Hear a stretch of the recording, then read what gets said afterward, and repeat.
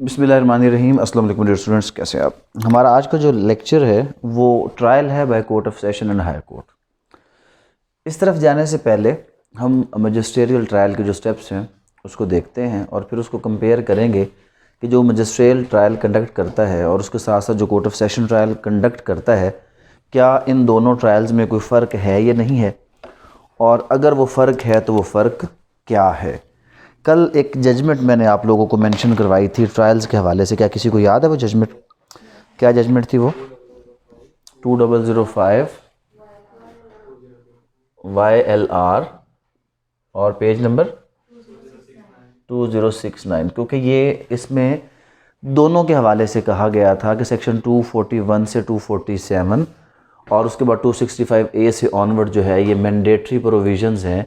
Means जब भी trial होगा वो इन प्रोविजंस के हवाले से होगा। तो ये जजमेंट, जब भी ट्रायल का कोई भी क्वेश्चन आएगा तो ट्रायल के किसी भी क्वेश्चन के हवाले से हम इसी सेम जजमेंट का जो है वो हवाला दे सकते हैं। उसके बाद अगर हम इसकी बात करें कि कोर्ट ऑफ सेशन और हाई कोर्ट के ट्रायल के हवाले से, तो उससे पहले हम क्या करेंगे, उससे पहले हम कल के लेक्चर का एक शॉर्ट रिकैप लेते हैं। अगर आपको याद हो तो सबसे पहले हमने पढ़ा था सप्लाई ऑफ डॉक्यूमेंट्स, कि जो हमारा ट्रायल बाय मैजिस्ट्रेट है, जो हमारा ट्रायल करता है, कौन ट्रायल करता है? Trial by magistrate. उसकी अगर हम स्टेजेस की बात करें तो हमने कहा था जी पहली स्टेज है सप्लाई ऑफ डॉक्यूमेंट्स है। डॉक्यूमेंट्स सप्लाई करने के बाद हमने क्या कहा कि फिर फ्रेमिंग ऑफ चार्ज होगा। फ्रेमिंग ऑफ चार्ज के बाद हमने कहा कि अगर वो शख्स करेगा प्लीड गिल्टी तो उसको हमने क्या करना है? प्लीड गिल्टी पर हमने उसको कन्विक्ट करना है। और अगर वो प्लीड गिल्टी ना करे, अगर वो क्या करे? नॉट प्लीड गिल्टी करे, तो इस सूरत में हमने क्या करना था? एविडेंस की तरफ चले जाना था। और फिर हमने कहा कि 164 की जो स्टेटमेंट है उसको भी क्या कंसिडर किया जाएगा? As evidence. और फिर जहाँ पर कोर्ट समझेगा कि मज़ीद एविडेंस की ज़रूरत नहीं है, वो उसको क्या कर देगा? या तो कन्विक्ट कर देगा और या फिर क्या कर देगा? एक्विट कर देगा। साथ इख्तियार था मजिस्ट्रेट का कि वो प्रोसीडिंग के दौरान किसी भी वक्त केस में एक्विट कर सकता है एट एनी स्टेज, और मज़ीद मजिस्ट्रेट का ही इख्तियार था कि वो किसी भी वक्त प्रोसीडिंग को क्या कर सकता है? स्टॉप भी कर सकता है। अगर मैं इसको सेक्शन वाइज करूं तो सप्लाई ऑफ डॉक्यूमेंट 241A में था, फ्रेमिंग ऑफ चार्ज 242 में था, प्लीड गिल्टी पर कन्विक्ट करना 243, नॉट प्लीड गिल्टी 244, स्टेटमेंट 164 की 244A, कन्विक्ट या एक्विट 245, 249A में वो स्टॉप कर सकता था और 249 में स्टॉप कर सकता था और 249A में वो एक्विट। जो सबसे मेन अगर हम यहाँ पर पॉइंट्स देखें तो देयर इज़ कोई भी ऐसी प्रोविज़न जो प्रॉपर इसमें ये कहे कि जी कौन ट्रायल कंडक्ट करेगा।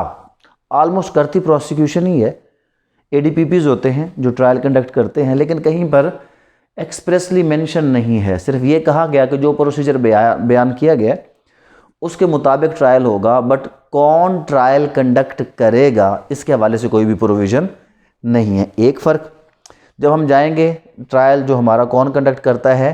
कोर्ट ऑफ सेशन, तो वहाँ पे बाकायदा तौर पर हमने लिखा है कि जनाब आपका जो प्रोसिक्यूशन इंचार्ज है वो ट्रायल को कंडक्ट करेगा। एक फ़र्क ये हमें नज़र आएगा। अब दूसरा मुझे ये बताइए, क्या कहीं पर भी आपको समिंग अप ऑफ एविडेंस का जिक्र नज़र आया? Basically summing up of evidence की स्टेज क्या होती है कि जब एक पार्टी का एविडेंस रिकॉर्ड हो और उसके बाद दूसरी पार्टी एविडेंस के लिए आए तो कोर्ट उनको कहे कि जी आप अपना एविडेंस सम अप करें, just in the form of final argument. But उसको यहाँ पे फाइनल आर्ग्यूमेंट नहीं कहते, समिंग अप ऑफ एविडेंस कहते हैं। लेकिन यहाँ पे मैजिस्ट्रियल ट्रायल में बेसिकली ये है कि रिकॉर्डिंग ऑफ एविडेंस के दौरान जहाँ पर भी मजिस्ट्रेट को ये लगता है कि मज़ीद एविडेंस की ज़रूरत नहीं है, वो कन्विक्ट या एक्विट कर देता है। वो पार्टीज़ को for summing up the evidence call नहीं करता। ये एक मेन फ़र्क है किसके हवाले से? हमारे इस ट्रायल के हवाले से। अब अगर हम इसको कंपेयर करना चाहते हैं कोर्ट ऑफ सेशन के ट्रायल के साथ, तो उसमें से अब हम कुछ जो इसमें डिफरेंसेस है वो ड्रा करते चले जाएंगे। 265A से आप स्टार्ट कीजिए कि trial before court of session to be conducted by public prosecutor. एक ये प्रोविज़न अलग हुई जो 265A की सूरत में हुई कि ट्रायल कौन कंडक्ट करेगा, हमेशा पब्लिक प्रोसिक्यूटर। अब जो ट्रायल बिफोर मजिस्ट्रेट है वो भी पब्लिक प्रोसिक्यूटर ही कंडक्ट करता है, but still it needs an amendment कि हम उसको अमेंड करें। और आपको शायद पता हो कि may possible before you appear in the examination of judiciary in Punjab particularly, तो शायद ये code of civil criminal procedure और पाकिस्तान पिनल कोड क्या हो चुके हों, टोटली अमेंड हो चुके हों। और मे पॉसिबल कि इनकी जगह न्यू एक्ट्स इनेक्ट कर दिए जाएं। इसके हवाले से कमीशन बनाया जा चुका है जिसने वर्किंग स्टार्ट कर दी है, और उसका एजेंडा है to reform the laws of Pakistan, जो कि अब एंटीडेट हो चुके हैं, बहुत पुराने हो चुके हैं। तो लिहाजा इनको क्या किया जाए, अब अमेंड किया जाए। तो मे पॉसिबल ये सारी बातें यहीं पे रह जाएं। खैर, हमने अब इसको हवाले से देखना है। तो पहला तो क्या हो गया, पब्लिक प्रोसिक्यूटर। दूसरा है जी procedure in cases triable by high court and court of session. Following procedure आपने फॉलो करना है। कौन सा? Number 1, supply of document. तो बेसिकली सिर्फ इतना फ़र्क हुआ कि 265C वही प्रोविज़न है जो 241A में थी, लेकिन डॉक्यूमेंट्स में थोड़ा डिफरेंस आ जाएगा। क्यों डिफरेंस आ जाएगा डॉक्यूमेंट्स में? क्योंकि यहाँ पे उसने डॉक्यूमेंट्स मेंशन किए, FIR पुलिस रिपोर्ट जिसको हम चालान कहते हैं, 161 और 164 का बयान, और inspection note recorded by investigation officer.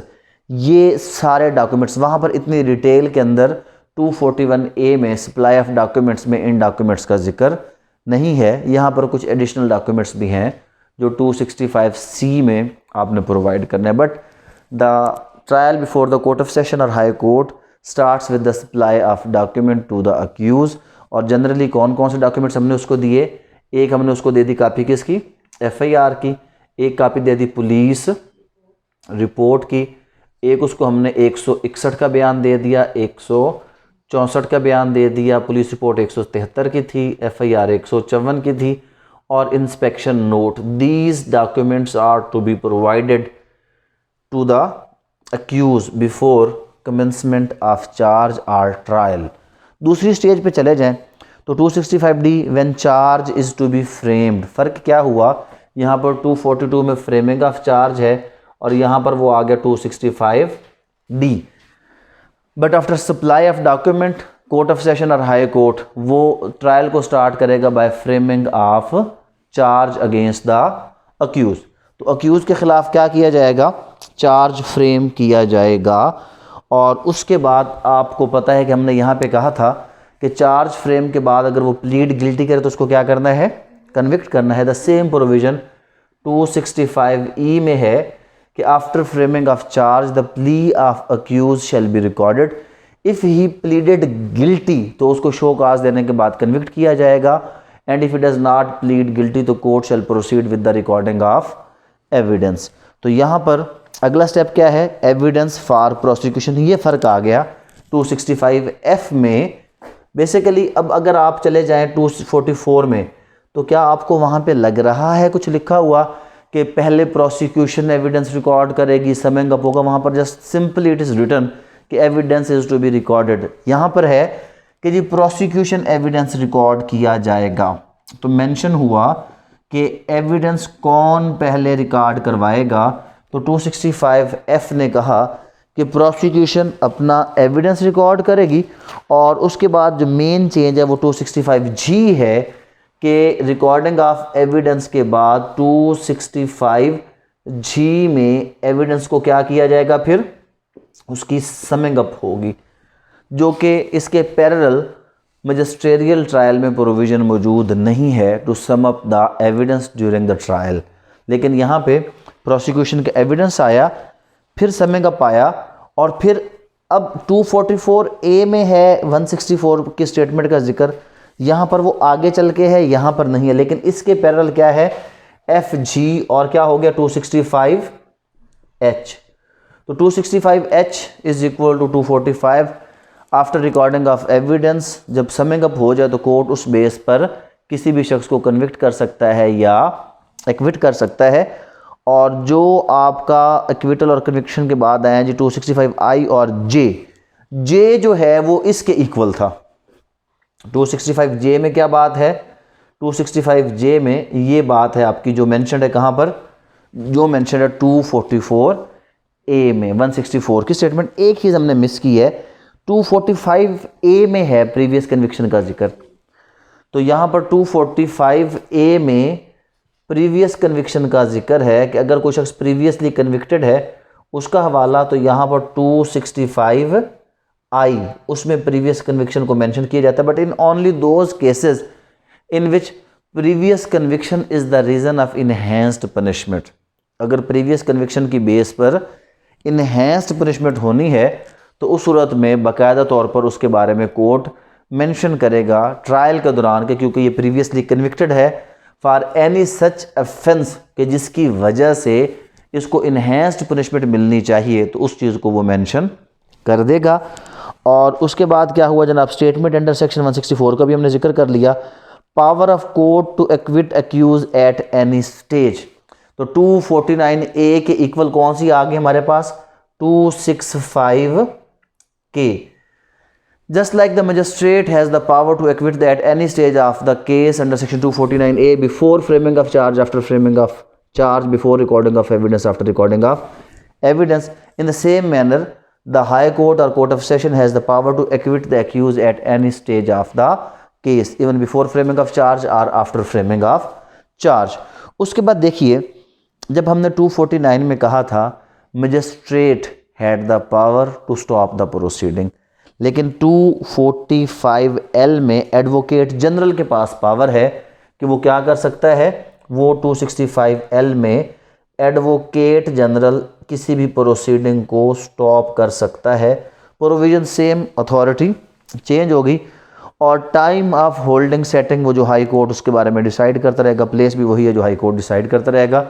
मोर और लेस दोनों प्रोसीजर्स विद स्लाइट चेंजेस क्या हैं, सेम हैं। बेसिकली सिर्फ हमने देखना है कि कौन कौन सी पावर्स उसके साथ इक्वलाइज हो रही हैं। और एडिशनली इसमें क्या फ़र्क है, एक तो समिंग अप ऑफ एविडेंस का फ़र्क है जो वहाँ पर प्रोविज़न मौजूद नहीं है, और दूसरी मेन प्रोविज़न पब्लिक प्रोसिक्यूटर का यहाँ पर क्या करना, कमेंस करवाना कोई भी चार्ज और उसके हवाले से किसी भी प्रोसीडिंग को। तो इस फ़र्क को छोड़कर बाकी आलमोस्ट सारा प्रोसीजर हमारा क्या है, ट्रायल का सेम है। तो दोनों जो आपके कोर्ट ऑफ सेशन और हाई कोर्ट है वो सेम ट्रायल के सूरत में चलते हैं। क्वेश्चंस की अगर मैं बात करूं तो एक इम्पोर्टेंट क्वेश्चन जो पेपर में कई बार आया वो 249A और 265K इनकी पावर्स को कंपेयर करना। तो आपने उसको बताना है कि ट्रायल के दौरान जो मजिस्ट्रेट और कोर्ट ऑफ सेशन है वो किसी भी स्टेज पर एक्विट कर सकते हैं अक्यूज़ को। और एक बहुत इंपॉर्टेंट क्वेश्चन आया था कि जी ये बताएं कि डिस्चार्ज, रिलीज़ और एक्विट इसमें फ़र्क क्या है। देखिए जो डिस्चार्ज की पावर है अंडर सेक्शन 63 मजिस्ट्रेट एक स्पेशल ऑर्डर के ज़रिए से क्या कर सकता है, इसके तहत किसी भी शख्स को स्पेशल ऑर्डर के ज़रिए से during investigation on the remand stage वो उसको क्या कर सकता है, डिस्चार्ज कर सकता है। जहाँ तक बात है रिलीज़ की तो मजिस्ट्रेट 249 में जब प्रोसीडिंग को स्टॉप करेगा तब भी किसी को क्या कर सकता है, रिलीज़ कर सकता है। 169 में पुलिस भी किसी शख्स को क्या कर सकती है, रिलीज़ कर सकती है। और अगर हम बेल की बात करें 496, 497, 498 तो उसमें भी किसी को क्या किया जा सकता है, रिलीज़ किया जा सकता है। अपील के दौरान 425 सेक्शन होगा या 427 सेक्शन होगा, दोनों में से आप कन्फर्म कर लें, उसमें भी किसी भी शख्स को क्या किया जा सकता है, कोई भी ऐसा पर्सन, और वो 426 है बेल आफ्टर कन्विक्शन जिसको कहते हैं, 426 में किसी भी शख्स को रिलीज़ किया जा सकता है। तो रिलीज़ बेसिकली जिसको हम रिहा करना कहते हैं, ये एक टेम्परेरीली किसी शख्स को लिबरेट करना इस मकसद के लिए कि वो ज़मानत दे और जब जब उसकी अदालत में ज़रूरत हो वो अदालत में पेश हो। एक्विटल की बात है कि जब ट्रायल किसी शख्स का ख़त्म हो जाए तो उसको एक्विट किया जाए तो person once acquitted or convicted can not be tried again for the same offence. Discharge हुआ he can be tried again. Release हुआ तो इसका मतलब है कि अभी तक उसका ट्रायल कंप्लीट नहीं हुआ, बट अगर कोई एक्विट हो जाए तो इसका मतलब है उसके ऊपर दोबारा ट्रायल नहीं होगा। एक्विट कोई बंदा कब कब हुआ? एक्विट होने के लिए हमने पहला सेक्शन 241 का पढ़ा, 240 का पढ़ा था चार्ज में, विड्रॉल की सूरत में, जब रिमेनिंग चार्ज को क्या किया गया था? विड्रॉ किया गया था। उसके बाद हमने एक्विट पढ़ा 245 में, 247, 248, 249 ए, 265। पहले कौन सा था ऊपर जनाब हमने जो पढ़ा 245 के इक्वल एच में पढ़ा, फिर 265 के में पढ़ा। ये सारी प्रोविजंस किसकी हैं? उसके एक्विटल की। तो ये आप अगर सवाल आए तो इसके ऑल रेलेवेंट सेक्शंस को आप क्या करेंगे? मेंशन करते हुए इनको एक्सप्लेन करेंगे। और आप स्टार्ट यहाँ से करेंगे, legislature never waste his words, every word used in the provision of code of criminal procedure has distinct meaning और उसका effect अलग है। So 3 words discharge, release and acquit basically 3 different authorities हैं, 3 different powers हैं court की, different stages पर जिनको exercise किया जा सकता है और सब के effect different हैं। डिस्चार्ज का effect ऑलमोस्ट पर्चा आपकी जो प्रोसीडिंग है डिस्चार्ज के साथ ख़त्म तो हो जाती है, लेकिन डिस्चार्ज डजेंट मीन कि आप उसको दोबारा चार्ज या ट्रायल नहीं कर सकते। क्यों? क्योंकि डिस्चार्ज होने से आपका 403 अट्रैक्ट नहीं होता। जब कोई एक्विट होगा तो फिर क्या अट्रैक्ट होगा? 403 डबल jeopardy। और जब पर्सन एक्विट हो जाए तो उसको दोबारा ट्रायल आप नहीं कर सकते। रिलीज़ की सूरत में जनरली किसी भी शख्स को during the pendency of trial security पर रिलीज़ किया जाता है कि जब मुकदमे में आपकी ज़रूरत होगी आपको बुलाया जा सकता है। तो रिलीज़ इज़ इनफैक्ट एक टेम्परेरी लिबरेशन है किसी भी शख्स की अगेंस्ट सिक्योरिटी और श्योरिटी के, जिसमें उस शख्स को किसी भी मुकदमे के दौरान उसकी पेंडेंसी के दौरान क्या किया जाता है? आर्जी तौर पे रिलीज़ किया जाता है। और डिस्चार्ज जब एक बेसलेस मुकदमा हो जिसके ग्राउंड्स बनते ही ना हो, या अगर एक कॉग्निजेबल ऑफेंस के हवाले से किसी नॉन कॉग्निजेबल ऑफेंस को आप क्या करें? प्रोसीडिंग उसकी कॉग्निजेबल ऑफेंस के तौर पर आप ओरिजिनेट कर दें, तो ऐसी किसी भी प्रोसीडिंग को क्या कर दिया जाएगा? डिस्चार्ज की सूरत में ख़त्म कर दिया जाएगा। अगर कोई बेसलेस ग्राउंडलेस मुकदमा हो तब। यहाँ तक कोई चीज़ आप पूछना चाहते हैं तो पूछ सकते हैं जी।